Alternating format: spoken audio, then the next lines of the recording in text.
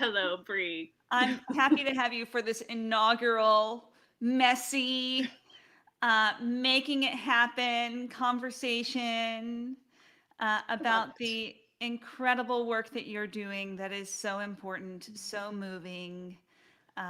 You are not only a friend to me, you're also an inspiration in so many ways. And so I'm really happy to have you on here today on this Freedom Friday live-ish.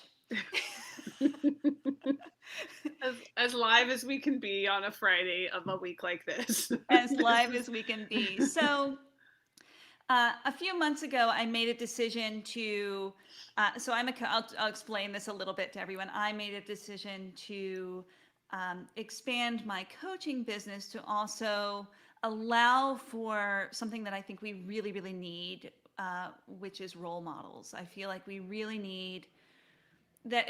It's very helpful for us to see people who are doing really good work, who are ever evolving, who are growing, so that we and my clients can really grow and see a great example of someone doing that. And Deborah, you are definitely an oh, example of someone who has done that. thank you. And and so I wanted to talk to you because when I first wanted to talk to you, I wanted to talk to you because you've taken on this new position at the Blue Ridge Abortion Fund, and you are postmenopausal, which is a Yes. real that's been a real focus for me. Yeah. So Deborah is the director of giving at the Blue Ridge Abortion Fund, and right now it's a really crucial time to talk about it because not only can we talk about your journey, but I think it's a really important time to get an understanding of what is happening Mm. in the world of women's rights right now with the Supreme Court case. So thank you for joining. Thank you for Yeah. joining me.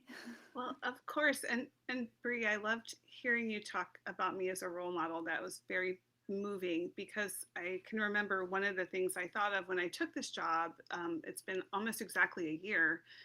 Was wanting to be that for my kids and feeling like I want to live into what I hope for them, and I think we've talked about parenting a lot before, and that idea of like you can tell your kids what to do, but you can also just be it and let them learn in that way. So anyway, the role model part resonated for me powerfully also because just this week both of the kids followed the Blue Ridge Abortion Fund on Instagram, so that was amazing.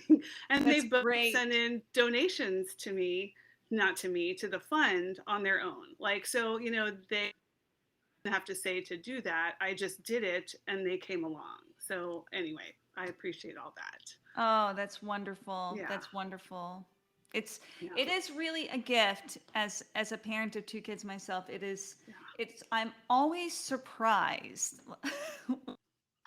when my kids are inspired by something that I've done. I'm always surprised that they've even noticed, frankly. Right. Yes. Right. It's like inside of all their complaining and whatever else, it's like, and then there was something beautiful that emerged, and you're like, couldn't we have just jumped right to there? But you can't jump right to there. Like you have to live through all of it to get to that, It's so the true. shiny It's so piece. Yeah. true. It's so Yeah. true. So speaking of living through all of it, Yeah. can so you have had many careers, many paths, many interests. You are a woman of many talents. You're an actor. You are an activist. Clearly, you're a mom. You are a partner. That's how we met. Is that Yeah. I'm good friends with your partner, and then that became a beautiful Yeah. friendship between us, which has just been Yeah. lovely. And I'd love to just know what was your path to this position? Um, well, I mean, the short version is I did have a history of a number of different interests, occupations, including an acting degree in theater, and then, professional wait staff and bartender, which comes with that. And then kind of backing into nonprofit work in my 20s. And then working for Planned Parenthood in the late 80s, working for the YWCA in Richmond, helping to provide shelter for people who were victims of domestic violence, and then deciding to have kids and thinking I can't do it all at once. And then coming back to this work when my kids became older, where almost one was in college, one was almost there. I had been doing plenty of board work, plenty of volunteer work, acting again at Live Arts, being a part of that community. And then I, I think it was a combination of Ruth Bader Ginsburg dying, um, and and we were in the middle of the pandemic, right? So we were all home. My partner and I were working a consulting business together, but it was like we were living together, we were working together, we were like in the house, and I just thought like I've got to do something on my own that feels like it calls to me. And the Blue Ridge Abortion Fund was hiring. I had consulted with them before and loved them, so I threw my hat in the ring, and it was like the best thing that's happened to me in the past Mm. year. It really was. Like I feel like it saved my soul, my spirit, my being throughout this past year, feeling like in spite of this pandemic, in spite of the political just dumpster fire that we've all been living through, like I could sort of just keep chipping away at this thing that felt powerful and meaningful and really I felt passionate about. I love that. I love that. And not a moment too soon did you make that I mean, who shift. knew? Right. Yeah, Yeah. right. I Yeah. mean, I think we knew things, people have known things were bad. And as we watched the Supreme Court get stacked, as we watched, what has been happening in Mississippi has and happened in Texas in September. And, you know, now our new governor here will likely, is not a friend to abortion access. So, We're anyway, in Virginia. it's, For those of you yes, who are not from Virginia, not from Charlottesville, where we both live, yeah, yeah. this is the incoming governor of Virginia. Yeah. Yes, who is has stated publicly his intention to limit abortion rights and abortion access in Virginia, which has enjoyed being sort of a safe space for abortion. A lot of people are traveling to Virginia from surrounding states. West Virginia has one clinic. A lot of people come here. Tennessee, Kentucky, and anyway, so so yeah, it's a awful and a powerful time to be in this work. So Yeah. yeah. Whew. Can you tell us a little bit specifically about what the Blue Ridge Abortion Fund does? 100%. I would love to. Um, I love what we do because it's very clear. We raise money to help people pay for their abortions because abortion is legal in many places. It's still legal in all 50 states. I want to make sure people know that. But it's expensive and often not covered by insurance. There is a Hyde Amendment in the federal budget that prohibits low income people who have federal health insurance to use that to pay for abortion. We consider it a catastrophic health expense. So if someone needs an abortion, it's anywhere from 350 to 1,500, 2,000, 3,000, depending on how far along they are, dollars. And that's a lot for people to come up with all at once. So our role is to help people pay for their abortions. They call the clinic, they make an appointment. When they find out the cost, the clinic will often direct them to us or another abortion fund, depending on where they're located. We don't do any financial screening. We don't ask about race. We don't ask about age. We don't ask why they're having an abortion. We just send the money to the clinic for them. That's it. Um, and we give away about $10,000 a week. A That week. money, Yeah. yes, this week Hmm. that money was gone by noon on Monday. So I say 10,000 a week. It's often $10,000 in a day, maybe two. We estimate we're meeting maybe half of the need in just this area. So we fund people who are from Virginia or traveling to Virginia for care. So Hmm. and then we also work to reduce stigma, to encourage people to talk about abortion with their networks. We encourage people to, use the word abortion, to destigmatize it, to understand that 1 in 4 people will have had an abortion, and it's safe and it's normal, and it's healthcare. So, Mm-hmm. Mm-hmm. so that's our primary work, and some logistical work too. If people need money for gas, if they need money for lodging because they have to stay overnight, if they need help with childcare, because there are millions of factors that make it hard to access abortion. Um, yeah. Yeah. And so that brings us to the current Supreme Court case, which just heard arguments on December 1st. Today is Yes. December 3rd. I have to Yeah. check. I know. and um, and Yes. and I do think it's I want to make sure that I have the timeline right, because I think a lot of us just don't really know how things work with the Supreme Court. Like Sure. I truly I feel like that most of us don't get a good civics class. I'm not calling on you to be our civics Yes. professor today, Thank you. but I do know that you know something about this case. So they heard arguments, oral arguments Right. on Monday, I mean on December 1st. And That's right. then they're not like it's now gone Hmm. until sometime between April and June. Is that Yes. right? It could be June Okay. or July. That's right. Oh, That's right. June or It July. it could, yes, it could be a while.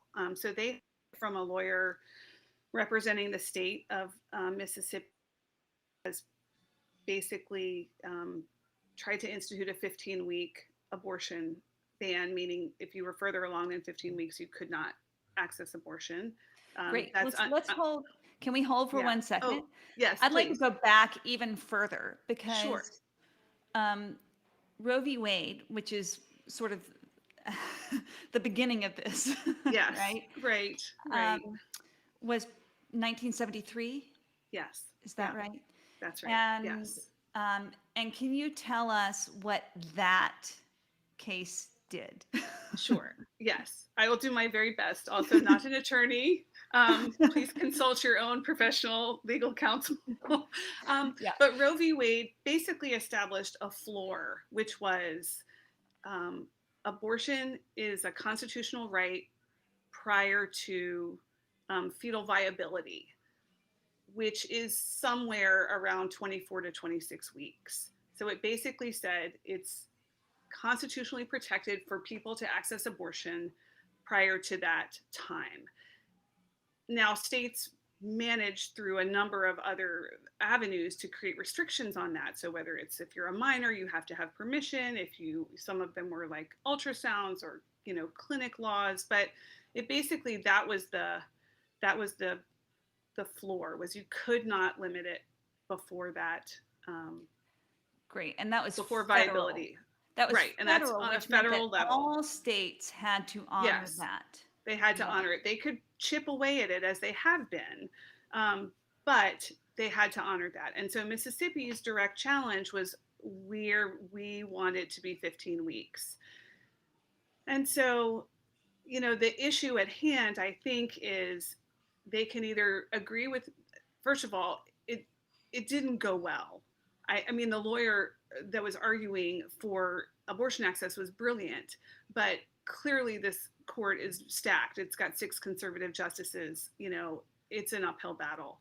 So the two outcomes are either they just overturn Roe v. Wade, which means that's out, or they uphold the 15 weeks, which means we've now got, again, it's chipping away. So what's to say it doesn't become 14 next year or 12 or 6 like in Texas? So either way, it's awful. Um, Either way, it mostly will impact poor poor people, low income people, people of color, people who have immigration status, challenges, like vulnerable folks. So we'll know something, like you said, in the spring. Um, it doesn't look good. And there are about 26 states who are poised when Roe is overturned to make abortion illegal in their state. It's called a trigger law, and they are ready. They won't even have to pass any legislation. And that's about 36 million reproductive age people who will be impacted by that and who will have to start traveling. Or, there's also medication abortion by mail. I mean, there are other options. It doesn't work for everyone, but there are networks of abortion funds and other abortion advocates who are working very hard to figure this out, to make sure people can get the care they need. And so I would imagine that the Blue Ridge Abortion Fund is beginning to reach out to other organizations so that there is more of a collective Yes. there.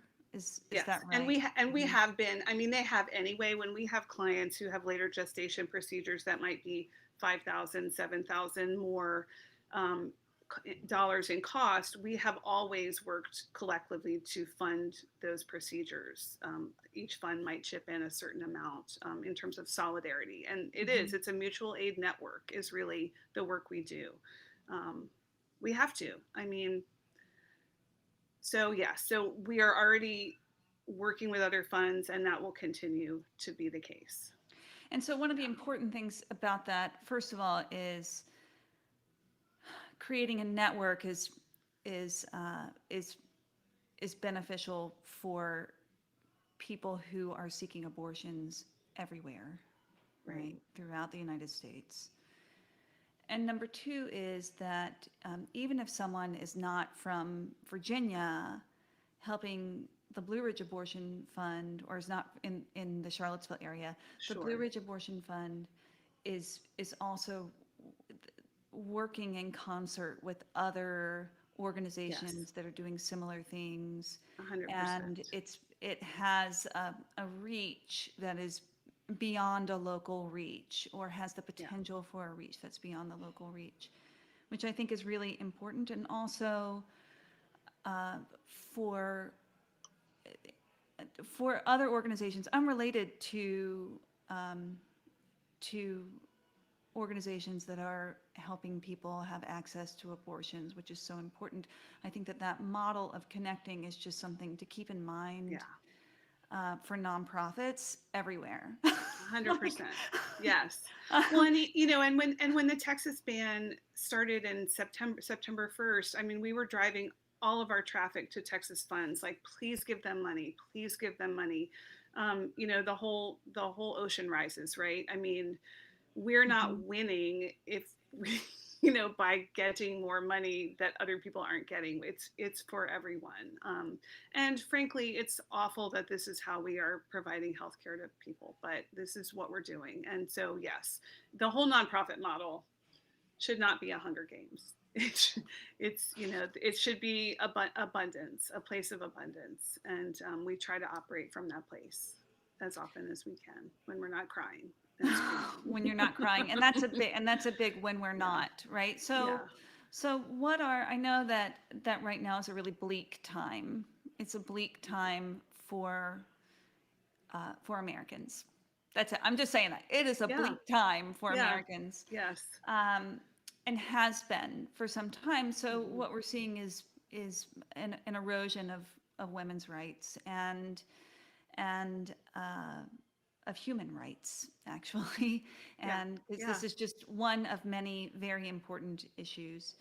And also, I mean, this is a whole other thing. We could talk about it some other time, but I think it's really important that we see an erosion of quality communication, that we are each in our little fiefdoms and our preaching to the choir, and even us doing this right now, we're doing a bit of that. You and I are very aligned, and I just want to acknowledge that because because it's important to acknowledge, and also to say, if we're saying something that you have questions about as a listener. I know we have comments turned off for YouTube, and I don't even know if Facebook is working, but you can reach out to us. Like, I know that I would be happy to I want to have more conversations about this, and that can either happen privately, or we can have another forum to talk about these things. I think 100%. It's really, really important and crucial. That said, and just to say, like, we don't advocate for people having an abortion if they don't want one. Like, just to be clear, we honor people no matter what they want to do, and we are here to support them in that. So I just want to be clear, there are folks who may not choose abortion for themselves. They may not support that ideal, and I get that, and that's fine. I just, I think we draw the line around like making our decision someone else's decision, because we cannot know someone else's um, Of course. circumstances. So, And right. and uh, it also makes me think about just morality in Mm. general, right? That's um, so much of this comes down to what is ethical, what is moral. I mean, and that can take us down a whole Whole other nother rabbit rabbit hole. hole, right? Of and also, where is religion? I mean, if we're talking about abortion, particularly, like where is religion setting that moral code, and where is government Yeah, setting that moral code, and what are personal moral codes and ethical codes, right? So right. um, there's just a whole lot of conditioning Right. to And yeah, and it basically comes down to one person and one pregnancy and what they want for themselves and their families. that's Like, right, a right, bunch of that's one persons, yes. right, exactly. Hmm. Exactly. Hmm. Yeah. um, Deborah, what can we do to to support access to abortions for women, for people? I don't want to say for women, I'm sorry, I No, shouldn't. it's okay. That's um, conditioning, right? But the idea that it's women, and I think a lot of well-meaning people use the word woman, but we often see many transgender folks who need abortion care, and mhm. we want to make sure everyone understands that we are speaking on their behalf, not just women. So, but Yes, you're yes, not alone. Yes. right. So Well, what? and that's why we catch ourselves. Yes, true, 100%. So I think, there are a number of things folks can do. They can donate to local abortion funds. They can talk about abortion. They can normalize it. They can, talk about their own abortion if that's something they feel comfortable doing. If 1 in 4 people have had them, then lots of people have had them. And I think we talked earlier about the shame and stigma that has been um, produced and put on top of something that is an incredibly normal experience. And for some people, it's traumatic, and for some people, it's heartrending, and for other people, it's a celebration. Like, and whatever that is for people, great. Like, that's your experience. People are allowed to have that. So talk And about it it. can be all three too. It Yes, can be all three. It's not right. always, it's not simple. Nobody is saying that this is a simple Yes. No, it isn't solution. simple. And there are people who, if it might from outside feel like, if I get pregnant, I'm having an abortion. I know what I'm doing. It's just like, if I get pregnant, I'm having, like, anyway, it is as many different people as there are that many different responses and reactions, and they're all valid, and they're all okay, and they're all normal. So yeah, I mean, I think really just talking about it, uplifting it on social media, educating yourself about what's happening in the Supreme Court and in your state, because they're all different. Those are some powerful ways to be involved. Yeah. Well, thank you. Thank you Yeah. for thank you for doing the important work that you're doing. Thank you to the Blue Ridge Abortion Fund. Thank you to people who are working hard to uphold women's rights around the country, Yeah. and also to people who are willing to speak up and support others, to tell our own experiences, to share them, to make room and space for others to share their stories. The more we listen to each other, the more we really listen to each other, the better the world will be. I mean, that is it. The better our homes will be, the better our communities will be, the Yes. better our country will be, and the better the world will be. All the It's places. about that. So Yeah. thank you for listening, Deborah. Yeah. Thank you for spending some time uplifting this. It's really important. Yeah, It is. I It appreciate it. is. Well, I would love to. We'll see if this Where playing it with goes. where. and and I will definitely post it everywhere that I can as soon as Okay. I've gotten the recording. And also, I would love to circle back up with you, Okay. perhaps in June. We can do this Yes. again in a more fluid way, or Yeah, maybe even by before then we'll then, figure it out. or Yes. Yeah, or before maybe then. even a little before then, if there's 100%. something that we can do, if there's a change or a movement where we can take Mhm. action, people, we can touch base about that. So we'll be Yes. back. Thank you so much. I love being with you. Thank you. I love being with you too.